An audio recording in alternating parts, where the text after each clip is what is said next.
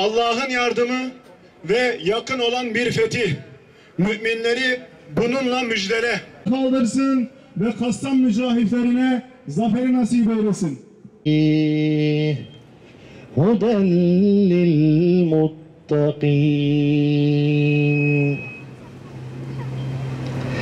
الذين يؤمنون بالغيب ويقيمون الصلاة ومما رزقناهم ينفقون.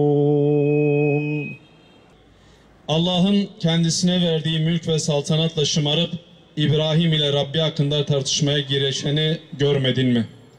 İbrahim, benim Rabbim dirilten ve öldürendir dediği zaman o, ben de diriltir ve öldürürüm demişti. İbrahim, Allah güneşi doğudan getiriyor, haydi sen de onu batıdan getir bakalım deyince o kafir ne diyeceğini bilemez halde donup kaldı. Allah böylesi zalimler güruhuna doğru yolu göstermez. Bakara suresi 258. ayet. Gazze'de yaşanan soykırıma karşı mazlumların safında yer alan duyarlı halkımıza selam olsun. Selahaddin Eyyubi'nin ve Sultan Abdülhamid Han'ın torunlarına selam olsun. Değerli halkımız, muhterem basın mensupları, Gazze'de Siyonist zulmün son bulması için bir araya gelmiş bulunmaktayız. Ümmetin kanayan yarası Gazze her gün Siyonistlerin saldırısına maruz kalmaktadır. Şu 3-5 günlük dünya imtihanında nice zalimler gelip geçti, nice zulümler yaşandı. Gazze'de yaşanan zulmün bir benzerine tarih şahit olmadı. 9 aylık bir zaman dilimi içinde tüm dünyanın gözleri önünde yaşanan Siyonist Nazi vahşeti, 1. ve 2. Dünya Savaşlarında yaşanan tahribatlardan daha ağır tahribatlara neden oldu. Gazze'ye yapılan saldırılarda Hiroşima ve Nagasaki'ye atılan atom bombalarından birkaç kat daha ağır tahribatlar bırakacak şekilde bombalar kullanıldı. Birçok yeni teknolojik silahların deneme alanı haline gelen Gazze'de bir halk yok edilmek istenmektedir. Siyonist işgal ordusunun geceli gündüzlü sürekli saldırılarından dolayı Gazze'de yerleşim yerlerinin %60'ından fazlası yıkıldı. 2 milyona yakın Gazze'li kardeşimiz zorla yerinden edilerek refah sınır kapısının olduğu bölgeye sıkıştırıldı. Siyonist vahşilerin saldırılarından dolayı 7 Ekim 2023'ten bu yana on binlerce bebek, çocuk, kadın ve sivil insan katledildi. Gazze'de açlık, kıtlık ve insani ihtiyaçlara erişimin engellenmesi zulmün hangi boyutlara ulaştığını gözler önüne sermektedir. 7 milyonluk bir Siyonist nüfusa karşılık 2 milyarlık İslam alemi bu zulümleri durduramıyorsa yazıklar olsun. Hem de 2 milyar kez yazıklar olsun. Gazze'de yaşanan bu zulümlerin en büyük nedeni İslam ülkelerinin halklarından ve liderlerinden kaynaklanmaktadır. İslam ülkelerinin halkları başlarına böyle basiretsiz, korkak ve kukla liderleri musallat edince netice bu olmaktadır. İslam ülkelerinin halkları ve liderleri sorumluluklarını yerine getirmiş olsalardı bugün bu zulümler yaşanmayacaktı. Belki de Siyonistler haritadan silinip özgür bir Filistin devleti şimdiye çoktan kurulmuştu. Buradan başta Türkiye olmak üzere tüm duyarlı devletlerin liderlerinden ve halklarından talebimiz şudur.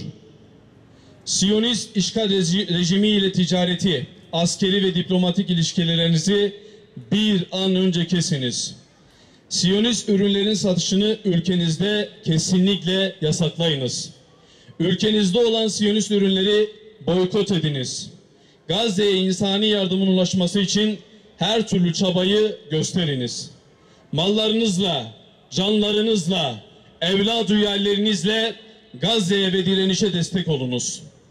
Birleşmiş Milletler Güvenlik Konseyi'nin Gazze hakkında almış olduğu kalıcı ateşkes kararını yeterli bulmuyoruz. Pratikte de karşılığının olması gerekir. Hüdapar'ın vatandaşlık kanununda değişiklik yapmasına dair kanun teklifini tüm zerrelerimizle destekliyoruz. Çifte vatandaşlığa sahip olup Gazze'de soykırım suçuna karışan Siyonist Türk vatandaşları bir an önce cezasız kalmamalıdır. Bunlar vatandaşlıktan çıkarılmalı, mal varlıkları dondurularak yeni aile fonuna aktarılmalı ve ağırlaştırılmış müebbet almaları bir an önce sağlanmalıdır. Hüdapar'ın vatandaşlık kanununda değişiklik teklifine meclis çatısı altında grubu bulunan ve bulunmayan, iktidarıyla, muhalefetiyle tüm siyasi partilerin ve milletvekillerimizin insani bir sorumluluk olarak söz konusu kanun teklifine destek verilmelidir. Elbet bir gün zulüm sona erecektir. Gazze başta olmak üzere Filistin'in her karış toprağı Siyonist zulmün postalarıyla çiğnenmekten ve esaretinden kurtularak özgürlüğe Allah'ın izniyle bir gün kavuşacaktır. Tarih tekerrürden ibarettir. Nice Firavun ve Nemrutların zulüm sarayları, Musa'nın asasıyla, Talut'un sapanıyla ve İbrahim'in cesaretiyle yıkılıp gittiği gibi Siyonist işgal rejimi de Allah'ın izniyle bir gün yıkılacaktır.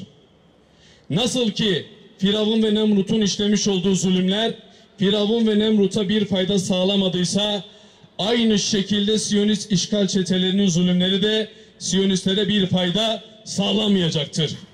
Firavun denizde boğularak, Nemrut topal bir sivrisineğin beynini kazıyarak helak olmasına vesile olduğu gibi Gazze'nin kahraman direnişçileri de inşallah Siyonist işgal rejiminin yok olmasına ve ümmetin uyanış ve vahdetine vesile olacaktır. Siyonist işgal rejiminin yapmış olduğu zulüm, katliam ve savaş suçları yanına kar kalmayacaktır. Elbette hesapları görülecek, defterleri dürülecek ve haritadan silinip gideceklerdir. Bu vesileyle öncelikli olarak Hamas'ın, El-Kassam Tugaylarının, İslami cihadın ve tüm müvahhid ve mücahitlerin Kurban Bayramı'nı tebrik ediyoruz.